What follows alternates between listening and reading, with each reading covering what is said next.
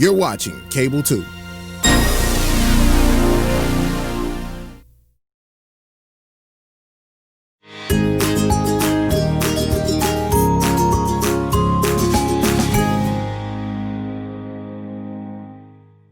Hello, and welcome to Open Book, a webcast designed to keep all of our Winston-Salem-Forsyth County School teachers, staff, students, parents, families, and community members informed about important things happening within our schools every day. As you know, we've had many of our students already in schools starting on November 2nd.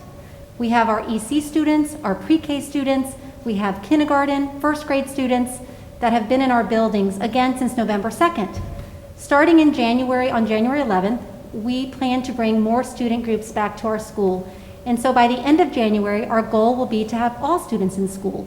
And to do that in a safe manner is our number one priority.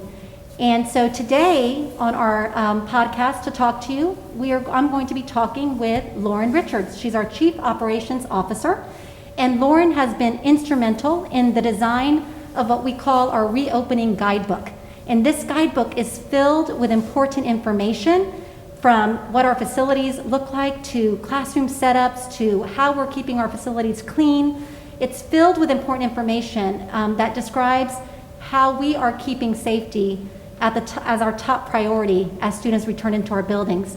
So Lauren, thank you so much for being here today. Thank you for having me and congratulations. Thank you. So I'm going to be asking you some questions to help familiarize our community with what actually has gone into putting this guidebook together. Wow, that's a huge question. We started this work back in the spring of 2020, and as so many staff members throughout the district came together and started looking at the messaging we were getting from the state and the messaging we were getting at the national level, naturally committees started forming. We all had pockets of information that we were working on to bring it all together. And the guidebook kind of came from, it actually started from a social and emotional place in ensuring that our families had access to information and our staff had access to information that they could feel comfortable and feel safe with what was taking place. And gradually, over the course of the summer, and as we came back to school, it started to morph into a guidebook for all things related to reopening our buildings. All the plans came together because we had so many trainings and we had so many platforms because we have so many avenues of delivering information, things that people are comfortable with, and we needed one place to put it all. And so that is kind of how this came together. And it's been a collaborative effort across so many different departments, grabbing information from other states, from our own state, best practices from other counties that entered school back in August, and putting it all together for our staff to be able to have something that they could go to and they could reference to support their parents, to support their students.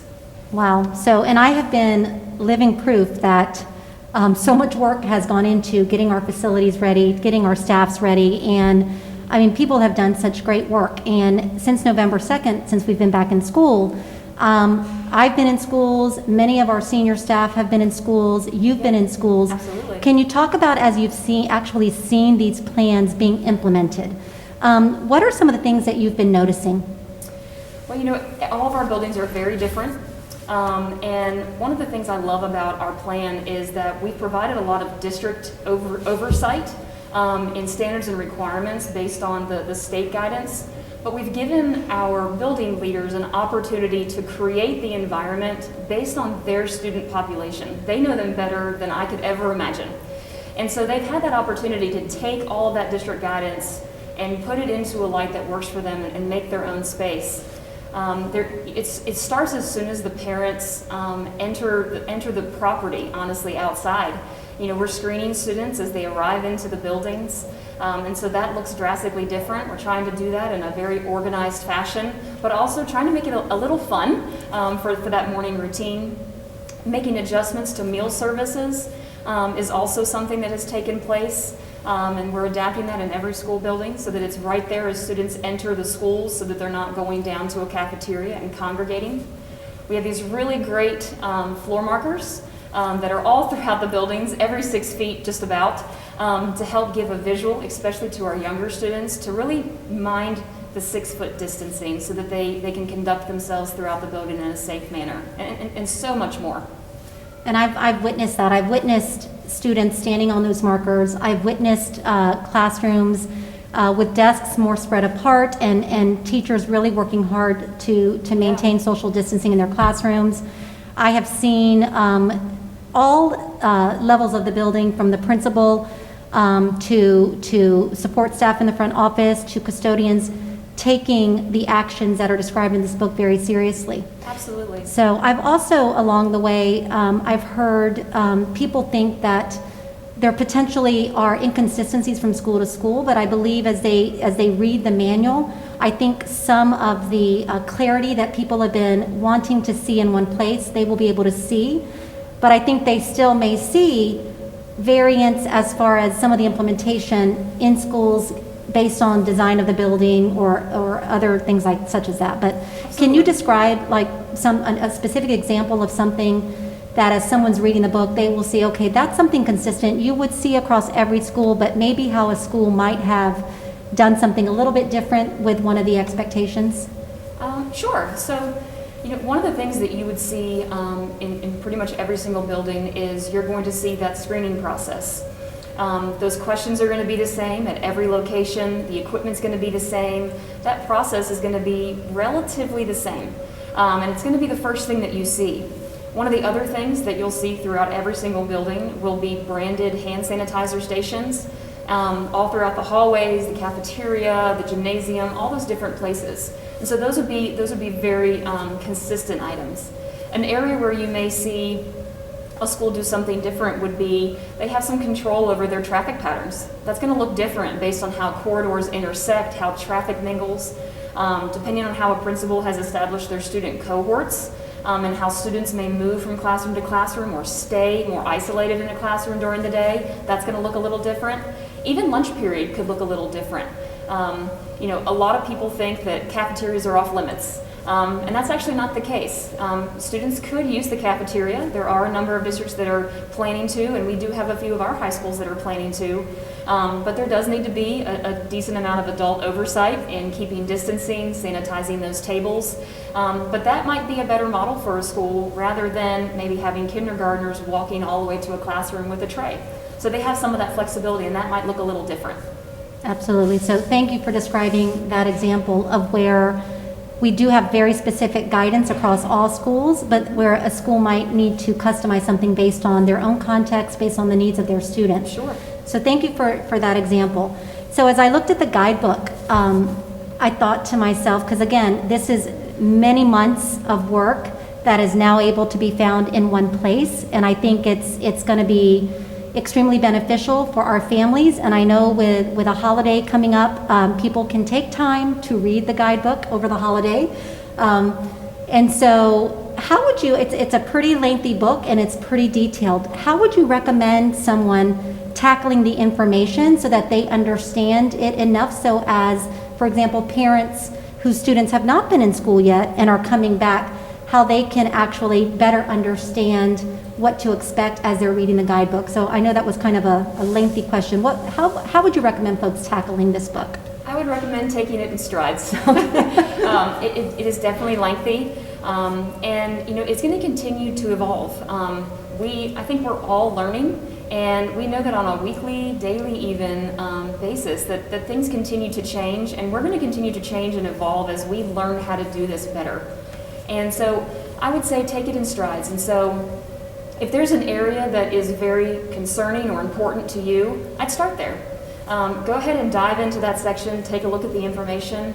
But I think it's important to remember that each section does impact another section, and each procedure and process and regulation impacts something else. And so even though you may pick off small pieces to tackle at a time, at the end of the day, it is an all-encompassing guidebook, and it all fits together like puzzle pieces. Well, it's definitely an amazing tool, and I think it definitely is a demonstration of the intentional work that has been done behind the scenes to make sure that we are creating a safe learning environment for our students. So if you think about the guidebook, it really emphasizes the strong balance of learning and also safety all at the same time. Yes. So it's an amazing job. Can you spend a minute, because I know one of the sections of the book is outlining how we go about cleaning our buildings. I know that's been brought up by many people. What does that look like? What's the purpose of the Flex Wednesday? Can you describe a little bit about what happens when students are at home on Wednesdays, learning at home, and the building is being cleaned? Can you describe a little bit about that process on Flex Wednesday, but also just during a regular day, what's happening? Sure. So starting with the Flex Wednesday, we really needed some time to have access to the building to really just go in and basically fog is what we call it, and cover all of the surfaces that the students use, the desks, the door handles, possibly, railings and stairwells, all those different things. And in order to do that, you really don't want a lot of people in the environment while you're trying to fog that space.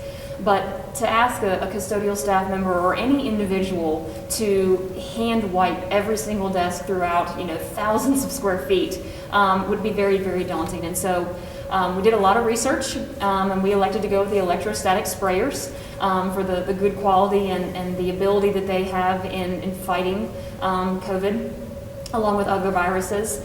And so that Flex Day allows us to really get into those schools, hit those surfaces, allow the chemical to have that dwell time to do its job, and then people to return to the buildings on Thursday. Now that's not the only thing that we're doing.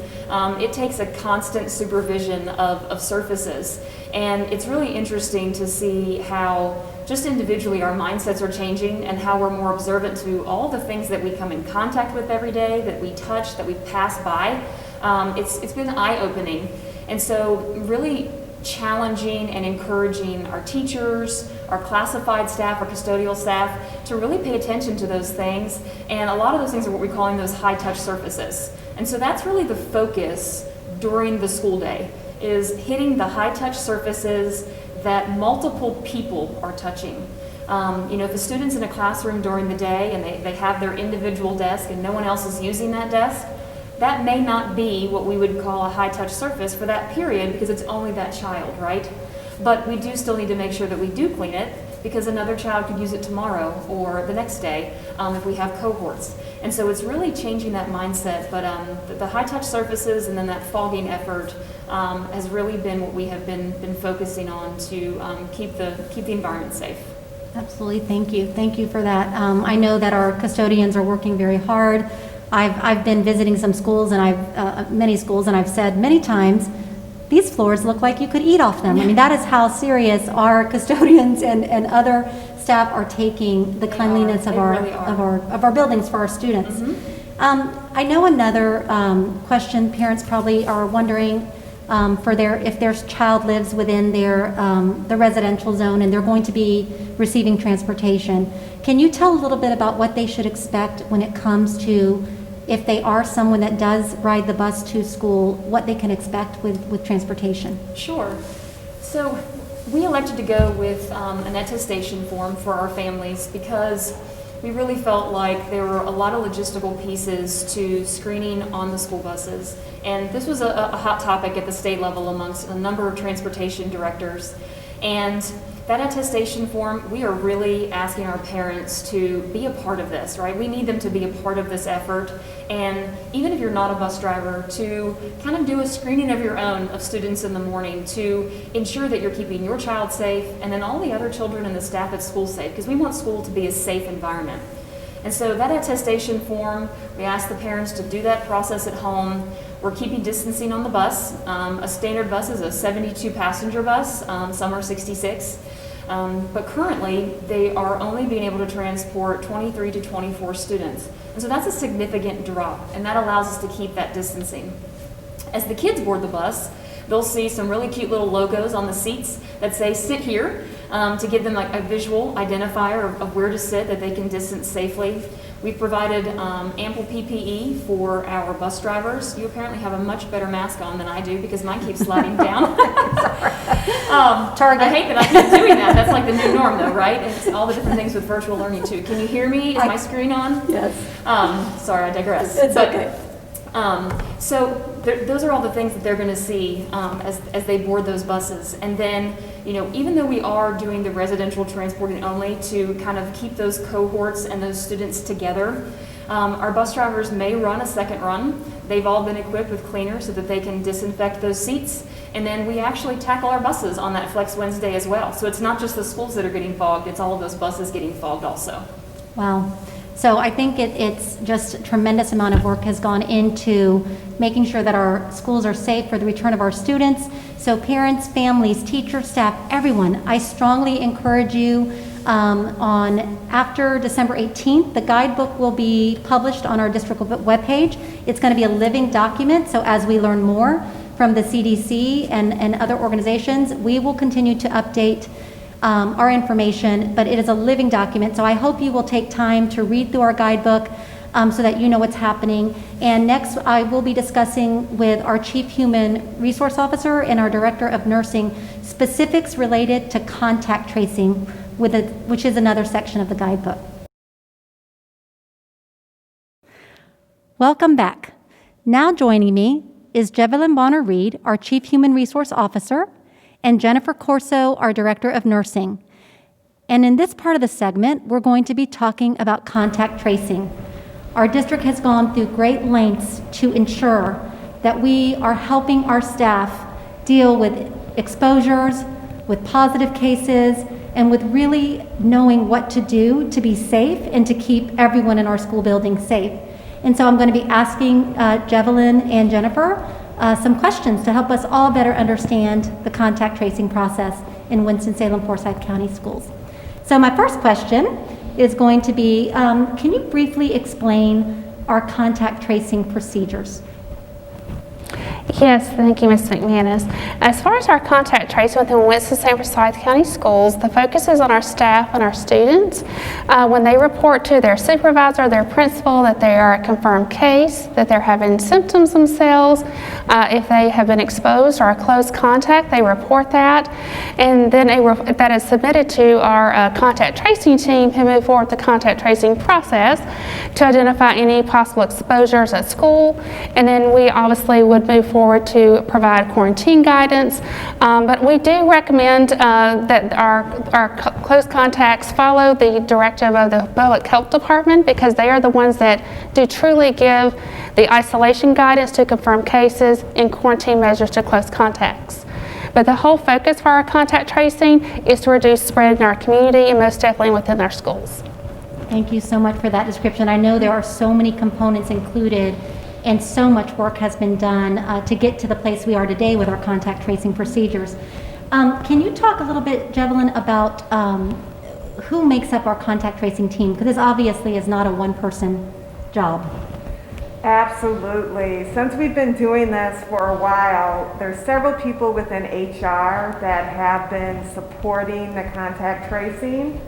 And we have more recently added more staff, including our Director of Nursing, Jennifer, who came along. It probably seems like years for you, but it's been about a month and a half or so. So we thought that was critical to have somebody with that medical background. Additionally, we also have hired some contact tracers. One is a nurse extender. One of them is also working as an administrative person to again follow the contact tracing steps that we talked about.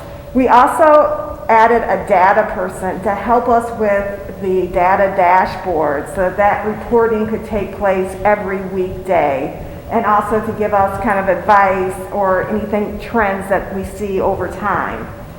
We have 2 other new people joining us this week and next week. So as time and as the need arises, we want to make sure we have the people in place. And one of them is a nurse, one of them has more of the administrative background, so that we will continue to grow this team as needed so that we can keep the schools and the community safe. So that's what our focus is, and so that's why we continue to grow the team and continue to work together as a team. I'm really excited about the fact that we're able to have a team designated for this, and I think we realized early on that it would take more than just 1 or 2 people, but that it would take a team approach. And I know there's lots of questions that have come up along the way about our processes. And so another question I wanted us to address for our community and for our staff is related to who we're focused on and why. I know that that people are wondering, are you tracing everybody, or is it really people that have actually been in our schools? So I'm going to give this question to Jennifer. Jennifer, who exactly are we focused on and why with our contact tracing process? So thank you for that question. So while we're certainly concerned with the spread of COVID-19 throughout the community, our internal process for our contact tracing team truly is focused on our staff and our students. And that's not just in the school buildings, that is throughout our district buildings as well. And so we really look to who their close contacts or exposures have been within the school district. And then all of that is reported to public health so that they can do a far more in-depth contact tracing process and already have kind of a step ahead with who we've identified within the district. Thank you. With the process as people are notified, Jevelyn, can you describe what is it that a parent of one of our students might expect to receive if they, I know some have already been receiving letters, but what notifications are some of our parents receiving as a result of exposures and such? Well, there would be two possible different letters. If their child was a close contact of someone who tested positive, they would get what we call a close contact letter. And instructions would be followed by, if the quarantine's necessary and how long that is. So that could be one type of letter. A more common type of letter or communication, because it could be over the phone, is that we would send something if there is a confirmed case within the school. So if there's a confirmed case, a parent would receive a letter and or the telephone. There could be a third letter if there's a decision in terms of if we had enough cases or confirmed cases that we wanted to close a school temporarily to do additional cleaning or to support the fact that we have that many cases, then they may receive a letter about that and notification about a closure. Would you think anything else would be added? Now, I think that's definitely our chain of communication with our family. So as to Jalen's point, they could receive multiple letters, but just we really want to stress to parents and to our staff that if there is a close contact concern, they will be notified individually. Very good. Thank you so much. I know that part of the process as well is that in order to kind of keep a pulse on what's happening, there's a team that meets at the end of each day. And this team is discussing potential just cases and where we are trend-wise. And so can you tell a little bit, Jevelyn, about the team that meets every day and why that daily touch point is so important? Okay. Sure. I'll give the HR perspective. I'd like Jennifer to jump in why it's so important from her perspective. From an HR perspective, we want to know what the trends are. We want to know if there's any additional communication, or we would want to know if we need to provide some additional support to that school. If we see that there may be a lot of staff out, we want to start planning that immediately. So coming together, discussing, and coming up with a game plan in order to address issues so we can keep people safe within the schools. That's why we want to meet every day and not wait on that. So from an HR perspective, that is the goal for us. What about for you? And then thank you. So I think as far as the contact tracing process, it really just is a good debrief of the day or possibly a weekend that we've gone through our holiday to go back through the cases, again, speak to trends, concerns that may be specifically to a specific school or a staff or whatnot that we need to address. So that daily touch point with one another is just a good point for us to all come together and kind of recap the day, address any concerns that right away that day, and not wait till the following day when maybe school has reopened. So we really do use that as just a good way to end the day with communication of what's transpired. Yeah. I would also add who's in that meeting, which is yourself as the interim superintendent, the director of nursing, myself, our kind of lead contact tracer. the marketing and communications chief. So again, that we're coming all together, and also our lead counsel. We all come together and discuss what that day, what occurred, so that we can start making some plans and move forward. Wow, I know, just for me personally spending time every afternoon in that, I know how important it is, and I really appreciate the time, energy, and effort that is going into really trying to do our due diligence with contact tracing, so that our folks are as safe as possible. So as you think about something through the process that you really want people to remember, so because we've been now doing this for a few months, well, and since students have been back in November, it's really been 2 months, but we've been preparing for it. What would be something that you think is most important for people to remember about this process? And I'll just open it up to either of you, or both of you can respond. What sticks out to me, because this is all about safety, as far as I'm concerned, that if you are a close contact, we will contact you. You don't have to worry about that. We will investigate, we'll discuss it, and think through that matter, that you will be reached out to. That's what I think is the most important, because again, it's about safety. What stands out to you? So I think for me, it's that we do have that well-rounded team all the way around, and at its core within the district. So I would like for our families and our staff to feel confident that we have processes in place, but also that we have built our team to be flexible and adapt to needs. And that's another reason that we do touch point with one another every day, to kind of make those adaptations as we need to, and to address trends and whatnot, and how important that is. Absolutely. Javelin, this is kind of goes along not just with contact tracing, but also just an HR question in general. I know it's come up quite a bit, but can you explain a little bit how we're handling sick leave as it relates to COVID? Sure, and it's an ever-changing situation. Just want to put that out there first of all. So if you are designated as someone that is a positive case, there's a number of days that you'll have to isolate yourself. Therefore, those days can be covered many different ways.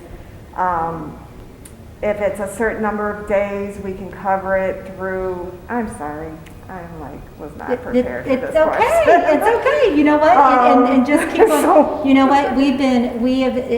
There's so many different scenarios, and I know you are completely bogged down with the scenarios. Yes. So in other words, so if a teacher, let's start with an exposure. This might break it down better. If there's an exposure, so I'm a teacher, and my colleague I was with them and I was a close contact, which we're trying to avoid that, but if that happens. Yep. And now I need to stay home I know it's been 14 days. I know people are asking about, is that going to change with new guidance, but say 14 days for now. I am home. Can you tell me, so I need to quarantine. Am I able to still, let's start with that case. Am I able to still work from home? Yes, if you're well enough and you're home, you are able to work from home, as long as you have the ability to work from home. Let's say you're a teacher and you can still teach your class remotely, and you feel well enough, then yes, you can work from home. The instance where you're at home, your exposure, and maybe you develop COVID-19, if that happens and you're not feeling well, that is a situation where you should take a sick day. We want you to get better. Mm-hmm. Now, after you are better and it's time for you to return, please contact HR. And we can take you through your options to potentially get some of your sick days back, some or all of them back, due to being out because of COVID-19. So work closely with HR. There's different scenarios. So it's very important that you contact HR so that we can give you your different options. Absolutely, and that's the answer. And I know this has definitely been a work in progress as far as just regular problem solving for our district, our HR team, which you've done amazing work. Jennifer, you all have done amazing work and have been a great addition to our team. But this is districts across the country, across our state of North Carolina, that are really grappling with this. And I will tell you, I feel extremely proud and I'm not just saying this, but I feel extremely proud of our processes and of the care that you all are giving. So you all are on the phone constantly with our employees. And so I'm going to reiterate what you said, which is employees, reach out to HR. They're responsive. They're going to help you. Every case, even though we have consistency in our procedures, you never know. There are new things that arise every day in the world of the pandemic and of COVID-19. And so I really commend our team for how we've handled contact tracing, and thank you for all the trainings you've been giving employees. Thank you for the procedures you've gone through with our COVID coordinators and with our principals. And so it's definitely a team effort. This does not fall on one employee or one group. It is definitely a team effort to get this right.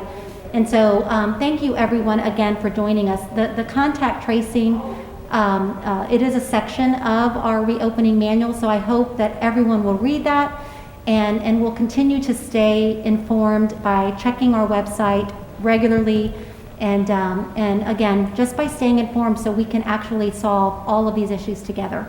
So thank you so much for joining us.